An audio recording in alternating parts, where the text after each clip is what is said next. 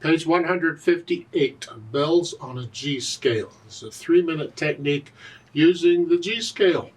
I mean, it mixes it up a little bit, but that's okay. We'll deal with that. Let's look this over.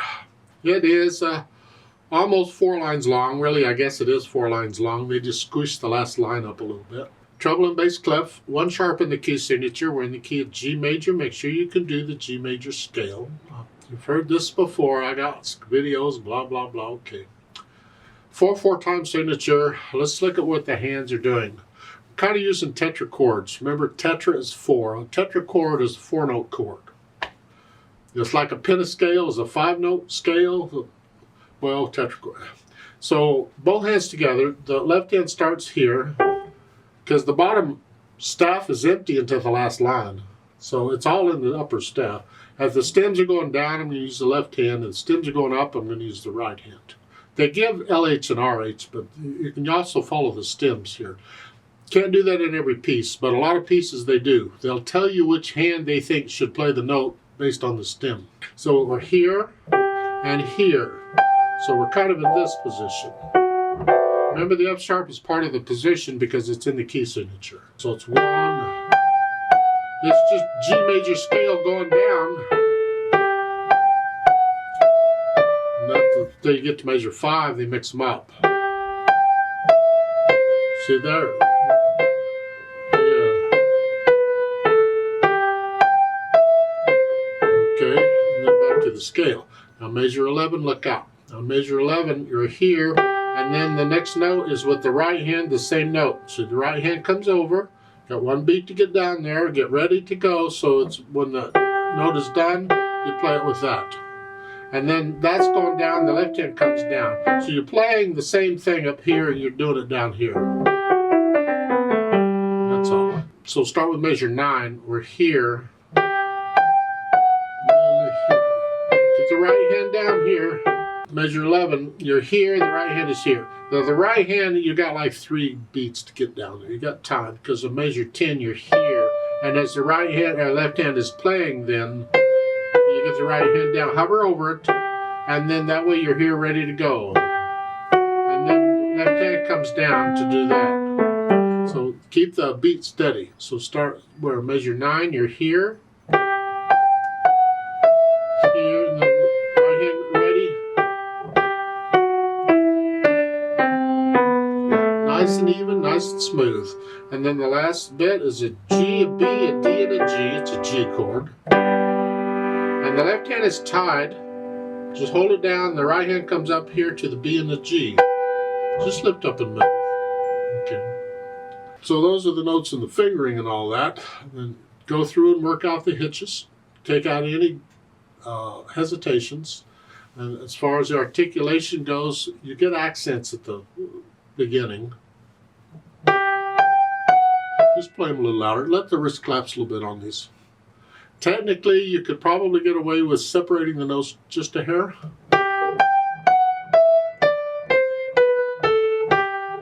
The pedal will cover it up, but you could still do the technique. You could still feel it. It just helps to bring out the accent a little bit. See, on the piano, we can't do a true accent. All we can do is just play the note a little louder. But when you get to measure 5, there's no accents on these. In fact, there's no accents the rest of the piece. Now these slur lines they've got here, like measures 5 and 6 and all that, keep in mind they're slurs, they're not phrases, and you don't always lift up before and after a slur. In my mind, they could have just slurred it all together. So I would connect this whole thing all the way through, all the way from the beginning to the end. You can't if you got repeated notes and things, but otherwise you're connected. Then the dynamics were loud. With accents, that makes those notes very loud. Just a lot of weight. Let the wrist collapse a little bit. Stay relaxed. Just a lot of weight. And then measure 5. The accents go away, so now you're just loud. And you get a hairpin to come down on measure 6. Come down to soft. Measure 7, you're soft.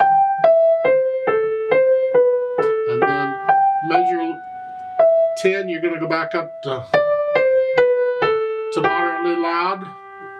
Not as loud as you were at the beginning, just moderately loud. And now you're going to go up to loud. Loud, and then sort of loud, and then soft. Those the dynamics. Get to where you're feeling the dynamics. You're comfortable enough with the notes and where you're going, and you start feeling these dynamics. As far as the speed goes, it's up to you. It's not real slow. That just right. It's not real fast. Somewhere in the middle. Just gentle. About where I've been doing, I think. You don't have to go that fast if you don't want to. Get 1, 2, 3. That's a little faster than moderato, but to me, that's what it feels like. I can 1, 2, 3. That's about a moderato in there too. Now they've added pedal. And the question is, why? Remember, if you're going to pedal, why? Here, it's the bells. Where bells don't have dampers. They just ring until they run out of ring. And that's what we're doing here. We're just holding it down until we run out of ring, until we get to measure 6. And then we kind of clear it out. And then we're pedal measure 7, but not 8. And then the first thing you do when they get this for you is go ahead and try the pedaling that's given. And then you have to decide, is that really the sound I'm after? Because you might have to adjust the pedaling. Pedaling is suggestions.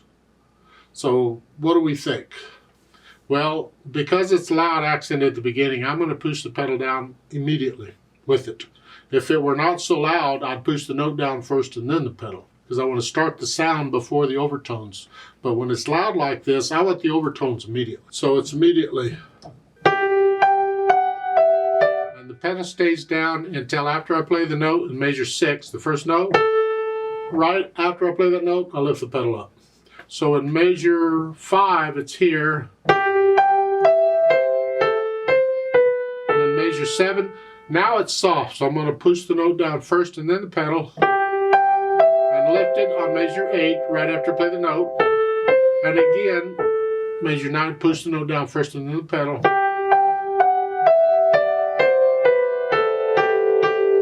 And on measure 11, right after I play the F sharp, I lift the pedal up. See, I want to connect the 2 G's. And then at the end, push the chord down first, and then the pedal. And at the very end, the pedal and the notes all come up together. That's sort of the pedaling as far as I could tell. You just have to get comfortable enough with it so you can really take the time to listen to what the sound is.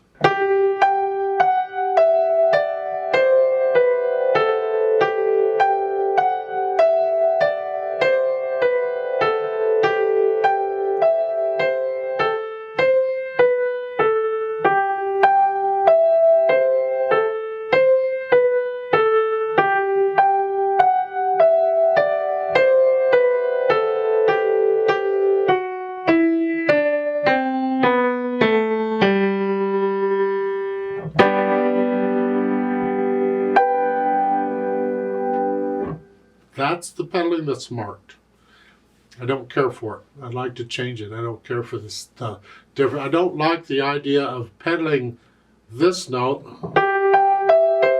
but not this. I don't like that. Ugh. We don't pedal measure 6 because that would smear it. We don't want that mess. Well, maybe you do. If you do, by all means pedal it. But I just don't see why I'm pedaling this and not this. I know I can get away with pedaling measure 5 because it's a chord. It's all one. It's a C chord. It sounds okay.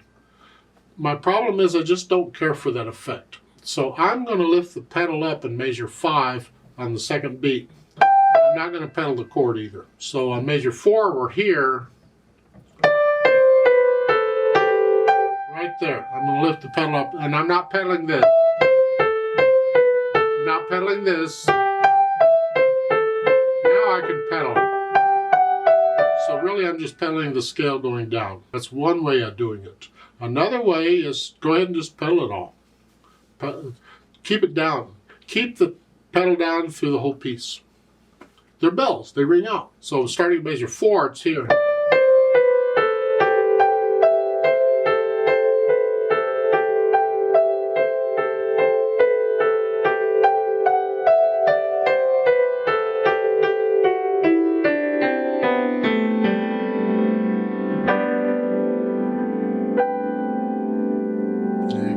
Mess going on at the end, but that's another way of doing it. Now at the end, the last 3 measures, the whole notes, I'm pedaling these notes because I want to connect the notes. I got to move the hand. I'm also doing it for the overtones. Well, if I'm going to do that, I want to pedal the G, the whole note G. I want to pedal that too. I want the overtones on that. So the last line there is here.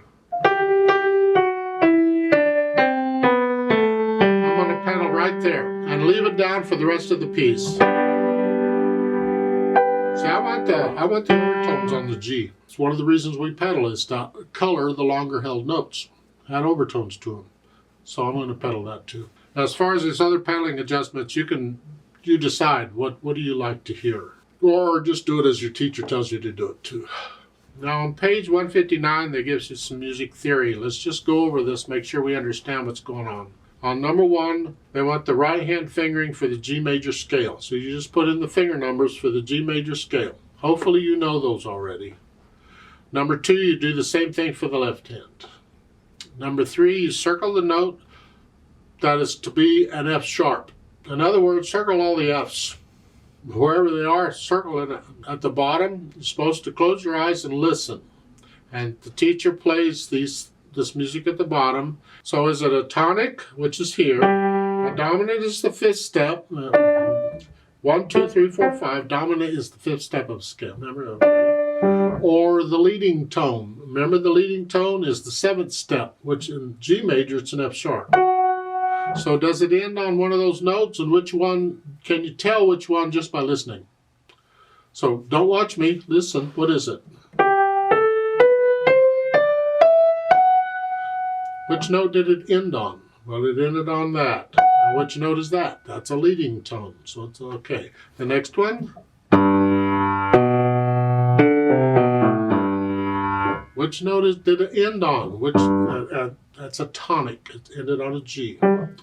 The next one? So that note would end at what note is that? Tonic, dominant, or leading tone. In this case, it's the dominant. It's the 5th step. Next one.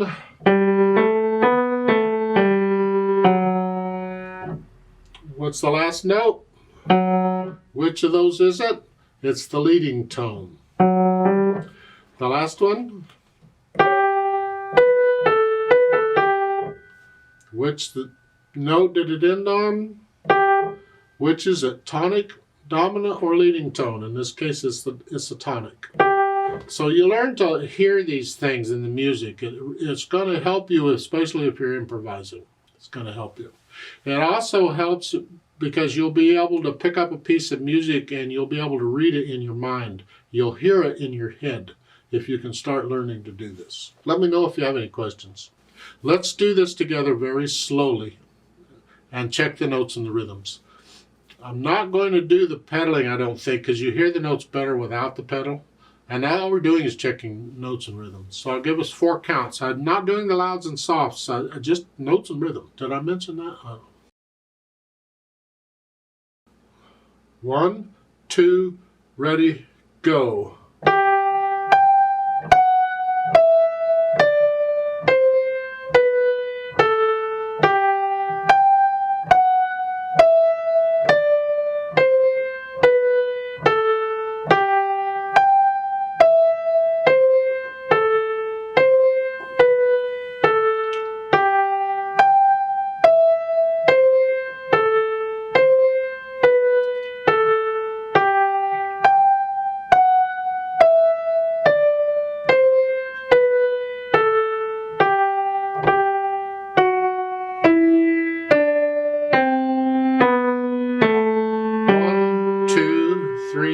4, 2, 3, 4, 2, 3, 4.